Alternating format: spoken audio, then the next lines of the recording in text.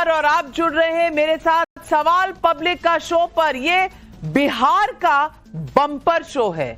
गर्दा उड़ा दिया, प्रधानमंत्री के ये शब्द हैं। बिहार चुनाव में एनडीए ने डबल सेंचुरी बनाकर बम्पर जीत दर्ज की है। ऐसा गर्दा उड़ाया कि महागठबंधन का सुपड़ा साफ हो गया, जिसकी कल्पना तेजस्वी यादव, राहुल गांधी, मुकेश सहनी ने कभी शायद की ही नहीं होगी। कल तक वो क्लीन स्वीप कर रहे थे, आज स्वीप हो गए। नरेंद्र मोदी और नीतीश कुमार की सुनामी में विपक्ष का सफाया हो गया। एनडीए ने डबल सेंचुरी लगा दी। बीजेपी 90+ सीटों के साथ आगे सबसे बड़ी पार्टी बन गई। जेडीयू दूसरे नंबर पर है और तेजस्वी यादव की आरजेडी 27 सीटों पर कहीं ना कहीं अटक गई है। कांग्रेस तो 5 सीट पर अटक गई है। राहुल गांधी ने कांग्रेस का ऐसा बेड़ा गर्क किया है कि ओवैसी की पार्टी भी उससे आगे निकलती नजर आई। कांग्रेस की अब जो कंपटीशन है वो जितिन राम मांझी की पार्टी हम के साथ है। बिहार की जनता ने सिर्फ मोदी नीतीश की जोड़ी पर भरोसा किया।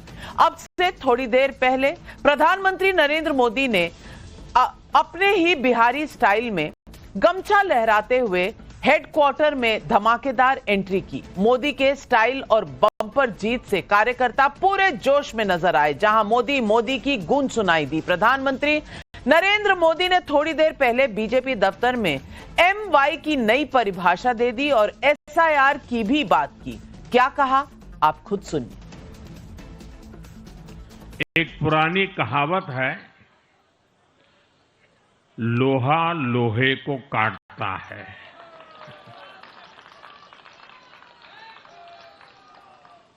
बिहार में कुछ दलों ने तुष्टीकरण वाला MY माय फॉर्मूला बनाया था, पर आज की इस जीत ने एक नया सकारात्मक MY माय फॉर्मूला दिया है और ये है महिला और यूथ।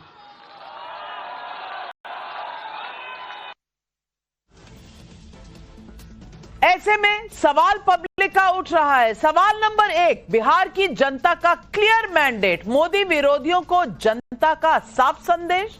सवाल नंबर 2, अब्दुल दरी नहीं बिछाएगा वाले ओवैसी के दाव ने सीमांचल में आरजेडी का खेला कर दिया। सवाल नंबर 3, मोदी विरोधियों में फूट का नतीजों पर साफ असर। क्या राहुल गांधी ने महागठबंधन को हरवा दिया?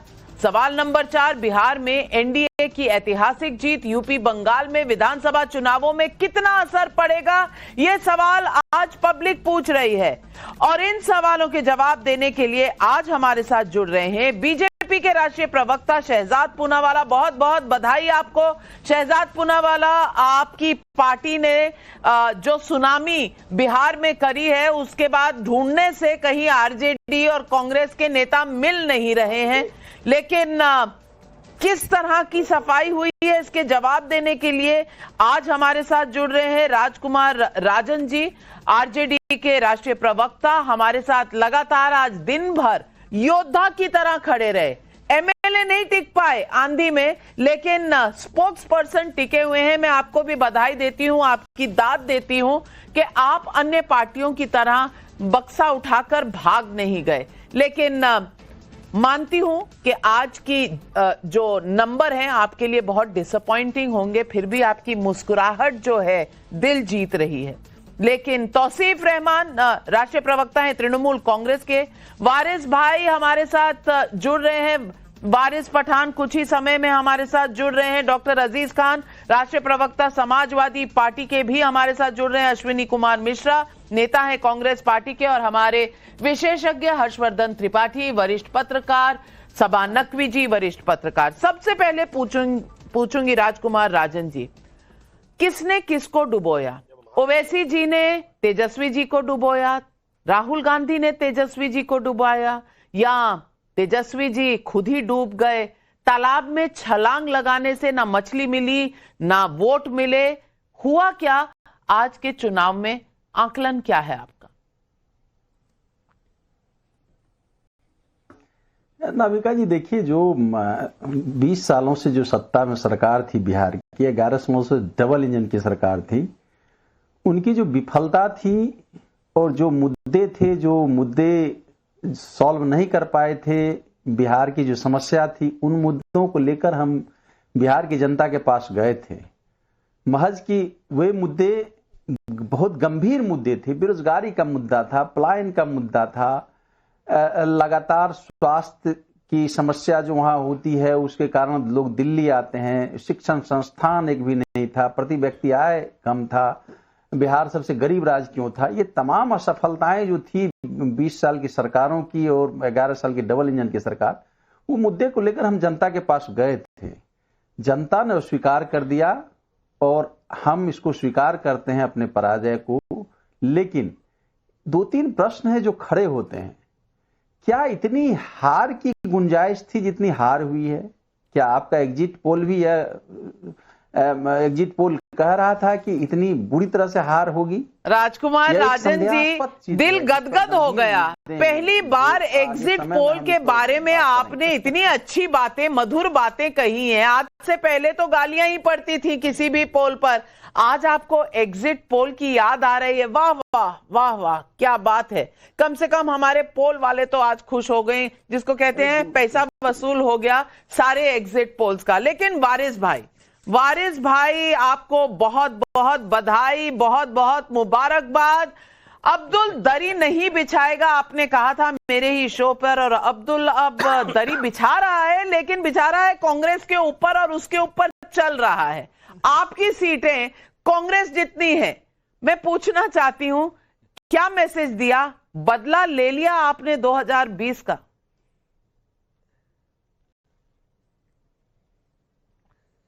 देखिए नाविका जी, सबसे पहले तो मैं अल्लाह का शुक्रिया अदा करूंगा और पूरी बिहार की आवाम का, सीमांचल की आवाम का शुक्रिया अदा करूंगा, जिन लोगों ने दिल खोल के हमको दुआओं से नवाजा, वोटों से नवाजा, मोहब्बत से नवाजा। और आज देखिए, कुछ अब तक हम 5 सीट पर तो जीत चुके हैं और एक का रिकाउंटिंग आदिल हसन का चल रहा है और इंशाल्लाह मेरे को यकीन है कि वो भी जीत जाएगा। ये सीमांचल की आवाम ने फैसला कर दिया। उन्होंने बता दिया कि देखिए हम किसके साथ हैं, हम उनके साथ जाएंगे जो हिस्सेदारी की बात करेगा, जो डेवलपमेंट के लिए काम करेगा, जो करप्शन खत्म करने के लिए बात करेगा और जो सीमांचल के विकास के लिए आगे बढ़ेगा। ना कि उन लोगों के साथ जाएंगे जो सिर्फ ये सोचेगा कि अरे इनका वोट तो हमारे बाप की जागीर है, जब चाहेंगे हम ले लेंगे, चुनाव के वक्त इनको चौपर में घुमाएंगे दाढ़ी टोपी वाले को, बाद में उसको को लात मार के वहां से फेंक देंगे। रमजान में जाएंगे, टोपी पहनेंगे, खजूर खिलाएंगे, बाद में उनको टोपी पिना के चले जाएंगे। तो उनके साथ नहीं गई जनता ने, फैसला कर दिया। अब ये तो सबको मानना पड़ेगा, जनता का फैसला है, मैंडेट है, डेमोक्रेसी, संविधान। लेकिन उनको तो मिल गया ना। हमने कहा था पहले ही, आइए साथ में हम लड़ते हैं मिलके, ताकि सेकुलर वोट का विभाजन हो। नहीं आए, आप कुछ नहीं बोल सकते ये लोग हमको। और मैं तो आपके माध्यम से चैलेंज कर रहा हूं पप्पू यादव जी को भी। उन्होंने तो कहा था अगर अख्तर इवान अमोर से जीत गए तो मैं इस्तीफा दे दूंगा, सियासत छोड़ दूंगा। आज कहां चले गए, जरा ढूंढ के लाओ उनको। आपका टीम कहीं है, कहीं बैठी है तो उनको सवाल करो ना। पप्पू यादव जीत गए अख्तर इवान 40,000 वोट से और आपका उम्मीदवार दूसरे पे नहीं तीसरी पोजीशन पे चला गया है। कब इस्तीफा दे रहे हो मेरे भाई, जरा बताओ। वो जो शायर आए थे मुशायरे पढ़ने के लिए, मैं तो उनको भी बोलूंगा, आप तो मुशायरे में बड़ी बड़ी गालियां दे रहे थे। दे दी सीमांचल की आवाम ने आपको जवाब। इमरान प्रतापगढ़ी की बात कर रहे हैं आप? नाविका जी, साफ क्लियर बात है कि आवाम उसके साथ जाएगी जो उसके हक इंसाफ, बिल्कुल उन्हीं की बात करो। नाम लेके आप क्यों मकबूलियत दे रहे हो उसको? वो तो भर भर के हमको गालियां पकड़ते ना सब। आप क्या देखो, गालियां आप कुछ भी दो। ओवैसी साहब का नाम लेके अपनी सियासत चमका रहे ये लोग। ओवैसी साहब का नाम लेके तो आप टीवी पे भी दिखाएंगे, जब तक उनको पहचानता कौन है। आप सीमांचल की देखो, इसलिए हमेशा से मैं बोलता हूं, जनता जनार्दन है। जनता ने मैंडेट दिया, जनता ने हमको जिताया। और दूसरी जगह पे जहां हम हारे भी है, वहां भी मार्जिन अच्छी मिली है। कुछ 8,000 वोट से हारे, 80,000 वोट लेके एक जन हार गया हमारा, 70,000 वोट लेके वो हारा हुआ है। तो मतलब जनता ने पूरी मेहनत के साथ लगा दिया और उन्होंने एक्सेप्ट कर लिया। मजलिस इत्तेहादुल मुस्लिमीन सीमांचल के अंदर एक बदलाव ला सकती है, एक ऑप्शन की तरह उन्होंने लेके आ गए और मान लिया सीमांचल के अवाम ने असद ओवैसी साहब को अपना नेता, अपना लीडर, और जवाब दे दिया। वारिस पठान भाई, आज खुश तो बहुत होगे तुम, खुश तो बहुत होगे तुम, खुशी छलक रही है। और इधर अश्विनी कुमार मिश्रा, वहां फौजें निकल पड़ी हैं, समाजवादी पार्टी की, तृणमूल कांग्रेस की फौजें निकल पड़ी हैं। अब डंडा लेकर लोग मारने वाले हैं आपको, क्योंकि आप हक समझते थे। एम बाई फॉर्मूला हमारा, एम बाई एम भी नहीं रहा, ओवैसी जी के पास चला गया, वाई एनडीए के पास चला गया। आपके हाथ में क्या है? मछली?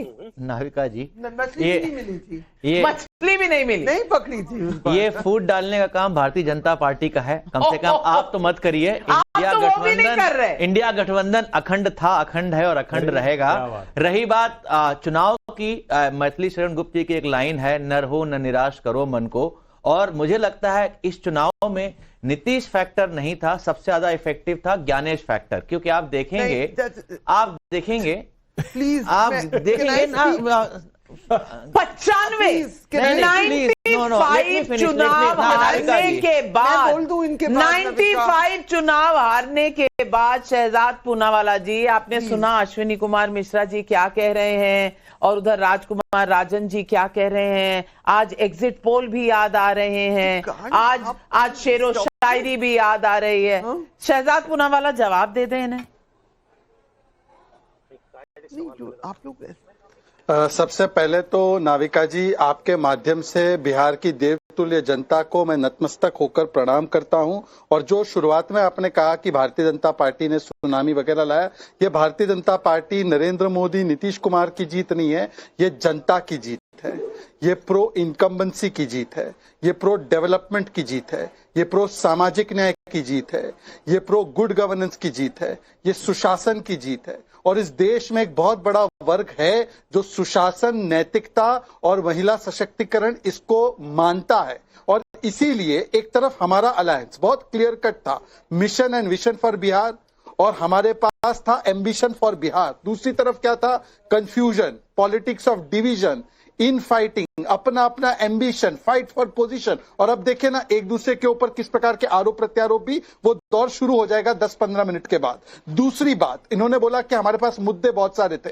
सिर्फ मुद्दे नहीं, पर्सनालिटी जो इस मुद्दे को उठाती है उसकी विश्वसनीयता भी जरूरी है। इसीलिए मुद्दों की आपके पास थी कंगाली, दी मां को गाली। कभी बिहार को बोल दिया कि बीड़ी वाली, और फिर बोल दिया कि छठी मैया का पूरा मामला है जो ड्रामा वाली। तो ये किस प्रकार से गाली गलौज पर उतर आए। आखिरी बात मैं कहना चाहूंगा नाविका जी, देखिए MY का नया मतलब तो मिल गया है, मुस्लिम और यादव नहीं है, ये है महिला और युवा। पर कांग्रेस ने अपने आप को तब्दील किया है MMC, it has become the Muslim लीगी माओवादी पार्टी। ये MMC बन चुकी है कांग्रेस पार्टी, और जब तक कांग्रेस पार्टी इस दिशा में जाएगी वो अपने साथियों को भी डुबा देगी। और हाँ राजकुमार जी, आपको तो साधुवाद पर वो 2 महिला प्रवक्ता नजर नहीं आ रही नाविका। आज नाविका RJD की 2 महिला प्रवक्ता जो बहुत गाली देती थी, शहजाद भाई, बहुत गालियां दी, शहजाद भाई, बहुत गालियां दी। शहजाद भाई क्या है, अभी मैं आपसे पूछ रहा हूँ, आप प्रो इनकम्बेंसी कर रहे हो, आप 10 स्कीम नहीं गिना पाओगे स्टेट गवर्नमेंट की पिछले 20 सालों की बड़ी स्कीम। आप भी अभी वही जल्द नल गिनाओगे, आप तो स्कीम्स की बात छोड़ दीजिए, आप स्कीम्स की बात छोड़ दीजिए, आपकी कोई स्कीम नहीं चली, आपके पास कोई स्कीम है भी नहीं, आपके पास कोई स्कीम है भी नहीं। आपकी स्कीम जो है वो मस्कट गई है, कभी कोलंबिया में कॉफी बनाती है, कभी तालाब में मछली ढूंढती है। आपकी स्कीम है नहीं। 95 चुनाव हार चुकी है आपकी स्कीम। लेकिन आज बार बार प्रधानमंत्री ने यही कहा कि मैं बंगाल आ रहा हूं। तौफीकुर रहमान, अब चढ़ाई बंगाल पर है, और ये जो फॉर्मूला आप ढूंढ कर बैठे हुए हैं ना कि सब लोग, और ये आज असदुद्दीन ओवैसी ने भी कहा है कि जो पार्टियां मानती है कि मुसलमान सिर्फ उनका हक है, वो उनके लिए बैठा हुआ है, और जो वो कहेंगे क्योंकि बीजेपी को वोट नहीं करना है तो उन्हीं को वोट मिलेगा, ये नहीं होने वाला। क्योंकि अगर आप माइनॉरिटी बहुल इलाकों में देखें, वहां पर भी एनडीए को भारी जीत मिली है। तौसीफुर रहमान, बंगाल के लिए कुछ चिंता आपको आज हो रही है? नमस्कार नविका जी, और सभी को नमस्कार। शहजाद भाई को बहुत बहुत congratulations, he is blushing almost. उनकी हंसी रुकी नहीं जा रही, और होना भी चाहिए, एक बहुत बड़ा दिन है, और सभी को मुबारकबाद। बिहार की जनता का मैंडेट है और मैंडेट स्वीकार करना चाहिए। उसी तरीके से देखिए, बिहार में बीजेपी थी, बीजेपी रह गई, वारिस भाई को कांग्रेचुलेशंस नहीं किया आपने। वारिस भाई भी तो जीत कर आए हैं, कांग्रेस में ज्यादा सीटें हैं उनकी।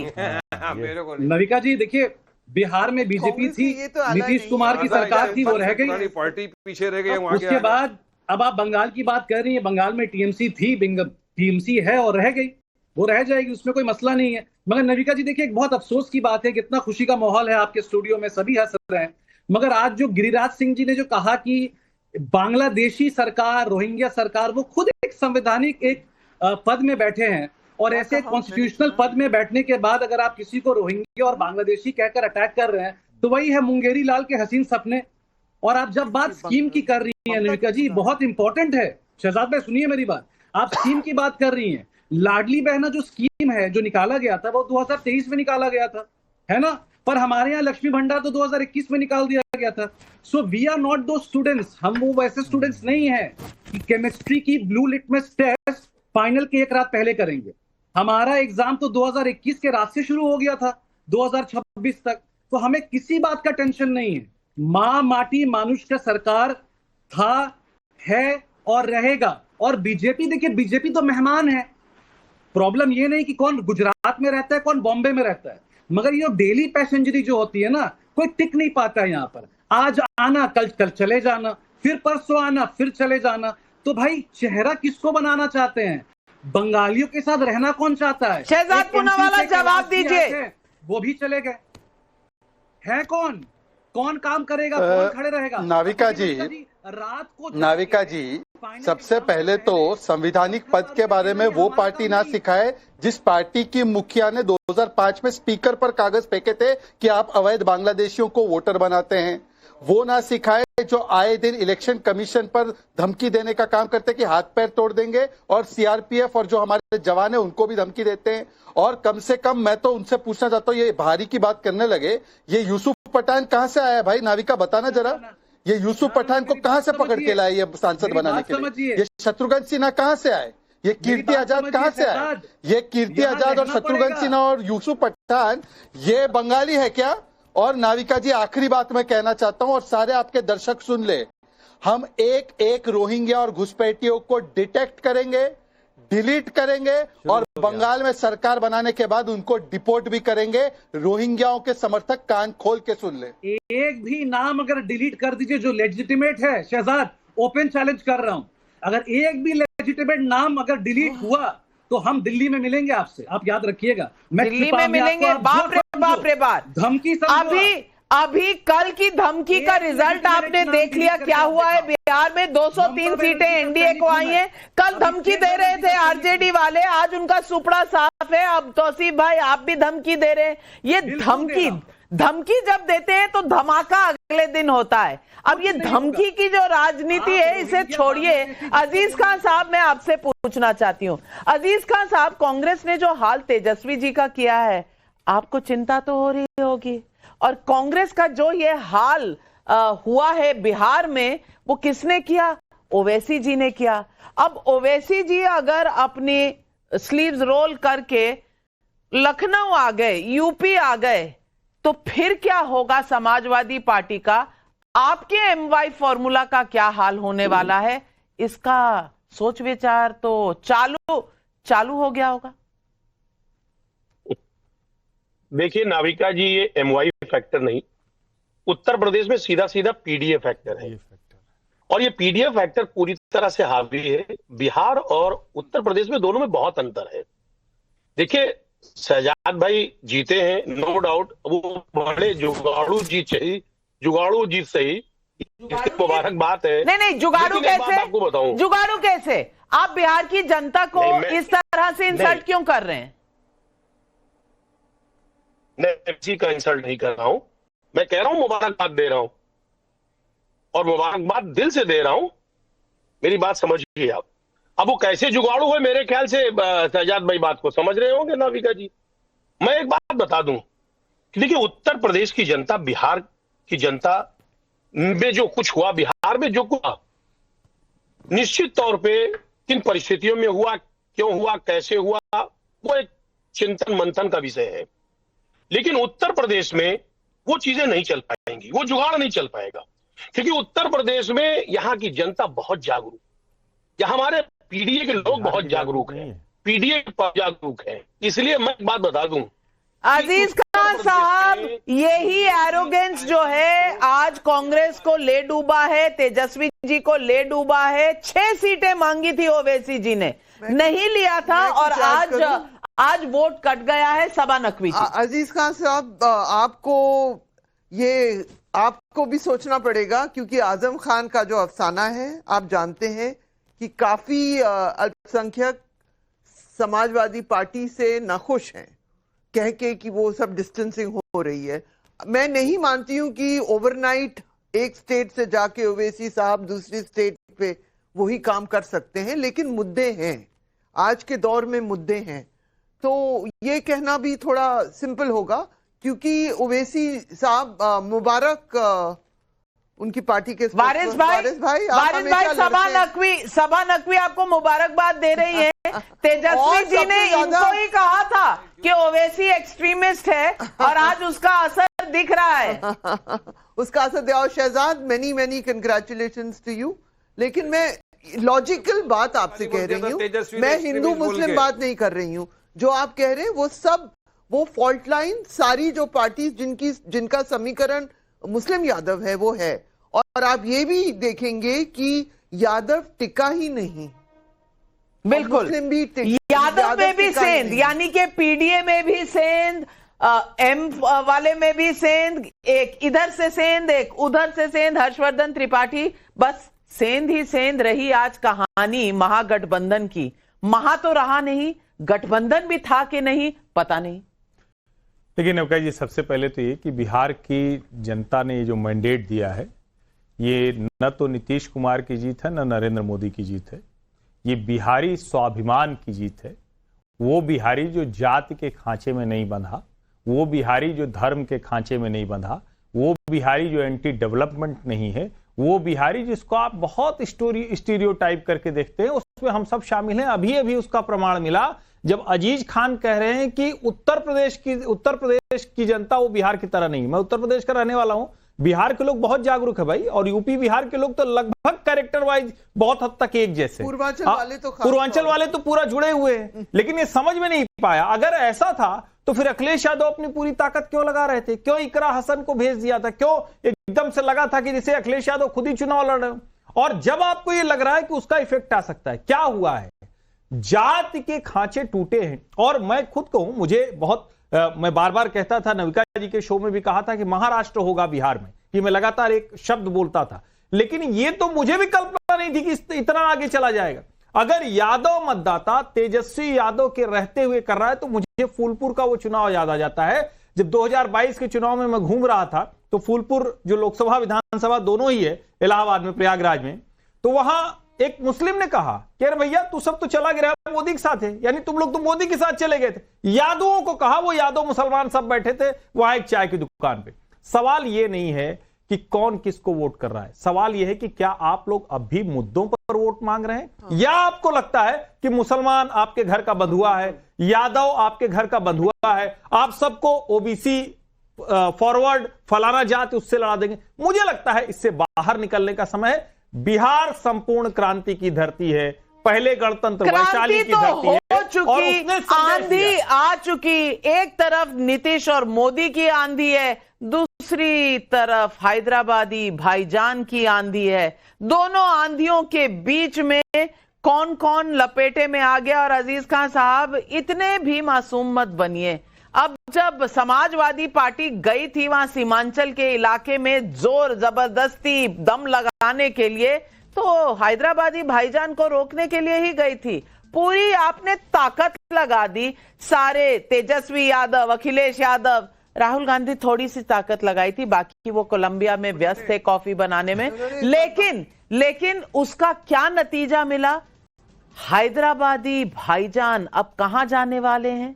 ये मैंने अभी कुछ ही देर पहले उनसे बात की और पूछा, बंगाल जाएंगे हुजूर, जाएंगे उत्तर प्रदेश, क्या करेंगे? एसआईआर ठीक था, घुसपैठिए ठीक थे, मुद्दे क्या थे, तेजस्वी ने क्या कहा, राहुल गांधी का क्या होगा? सारे सवाल पूछ डाले। इसीलिए आप सबसे लेती हूं इजाजत और जाती हूं उस इंटरव्यू की